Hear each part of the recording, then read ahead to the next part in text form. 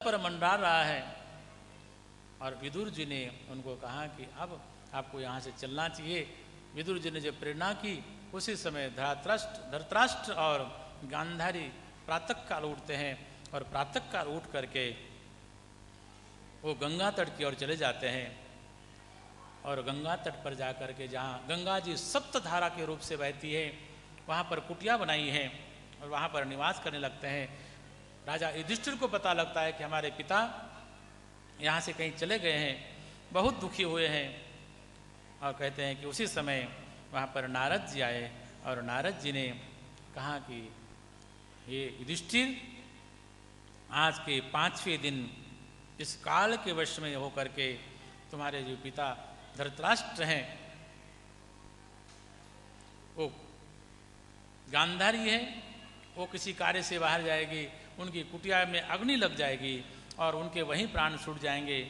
और उसके बाद में कहते हैं कि गांधारी भी उसी समय अपने प्राणांत कर देगी और उस समय उसके बाद में विदुर जी तीर्थ यात्रा के लिए निकल जाएंगे।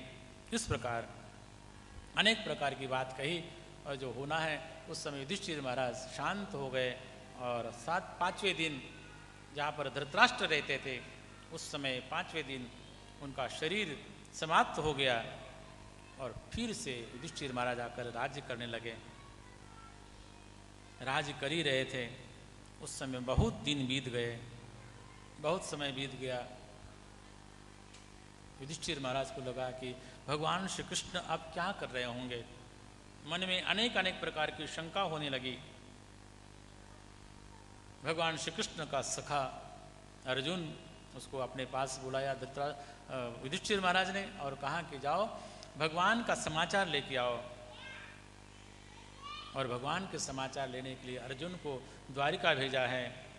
जब द्वारका गया है अर्जुन, उस समय अनेक अनेक प्रकार के ऐसे चिन्ह दिखने लगे, अनेक अनेक प्रकार के अपशकुन दिखने लगे। ऐसे करते करते 7 मास हो गए। भगवान का कोई पता नहीं, अर्जुन का कोई पता नहीं।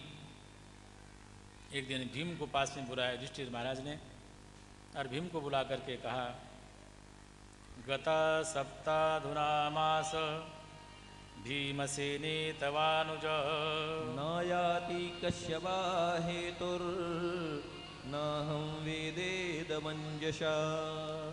हे भीम, 7 महीने बीत चुके हैं और अभी तक तुम्हारा भाई अभी तक लौट करके आया नहीं।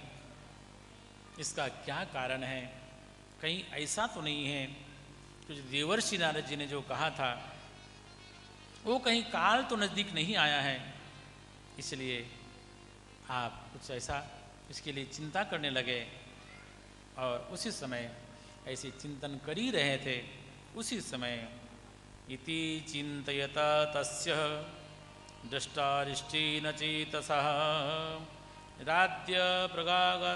राज्ञः प्रत्यागत ब्रह्मन् यदुर्पूर्व्या कपिध्वजः। उसी समय जब ऐसा विचार कर ही रहे थे, उसी समय अर्जुन को आते हुए जब देखा, जब अर्जुन को देखा आते हुए देखा, परंतु देखा अर्जुन निस्तेज हैं। सबसे अर्जुन जब पहले आया, युधिष्ठिर महाराज ने पूछा कि भाई अर्जुन, द्वारिका में सब ठीक तो है? अर्जुन मौन धारण किए हुए हैं। युधिष्ठिर महाराज सबके विषय में पूछते हैं, भगवान कैसे हैं, भगवान के परिवार वाले कैसे हैं, संपूर्ण लोगों के लिए पूछ रहे हैं। परंतु एक प्रश्न करते हैं कि अर्जुन तो बोल नहीं रहा है, इसका क्या कारण है? और तुम्हारा तेज बिल्कुल नष्ट हो गया है, तुमने ऐसा कोई कार्य तो नहीं किया जिससे ये अपराध लगता है। कश्चित्वं ब्राह्मणं बालकं गां वृद्धं रोगिणां श्रियं शरणोपसृतं सत्वं नात्याक्षी शरणप्रदः। हे अर्जुन, तुमसे कोई अपराध तो नहीं हुआ?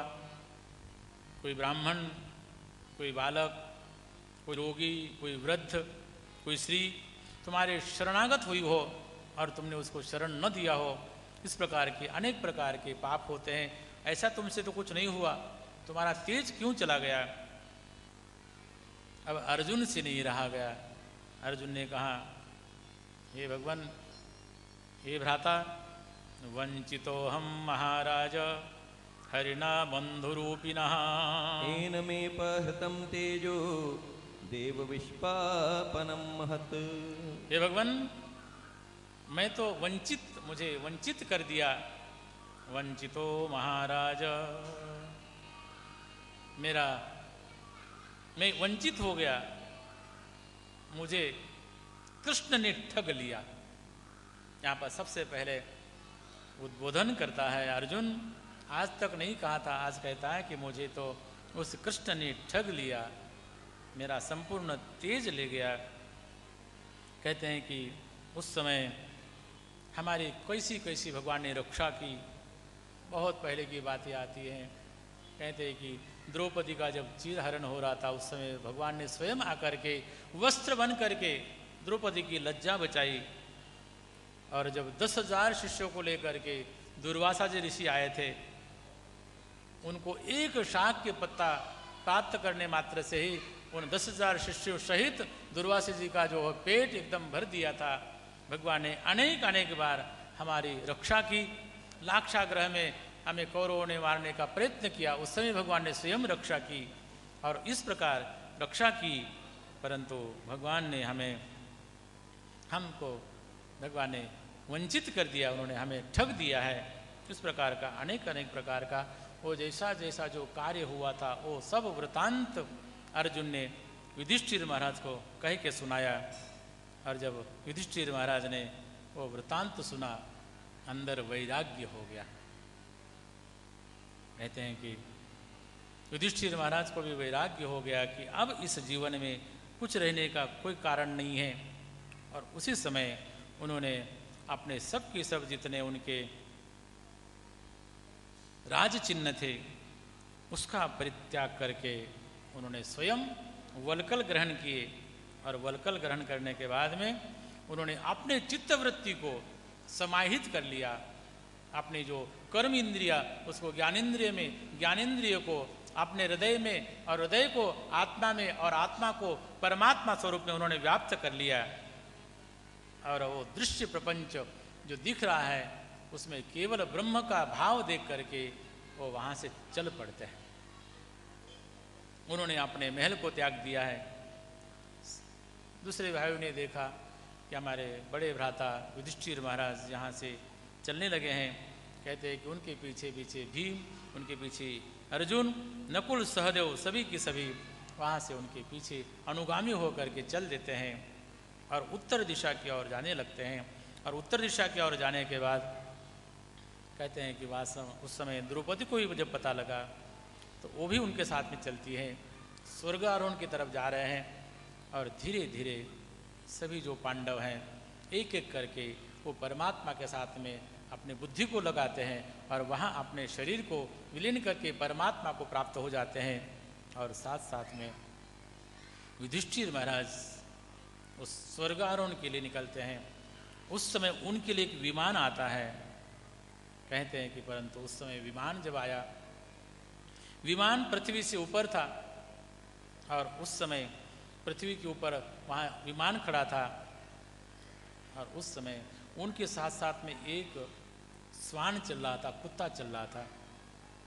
वहाँ पर जब देवदूतों ने कहा कि युधिष्ठिर महाराज आप विमान में सवार हो जाओ, आप प्रविष्ट हो जाओ,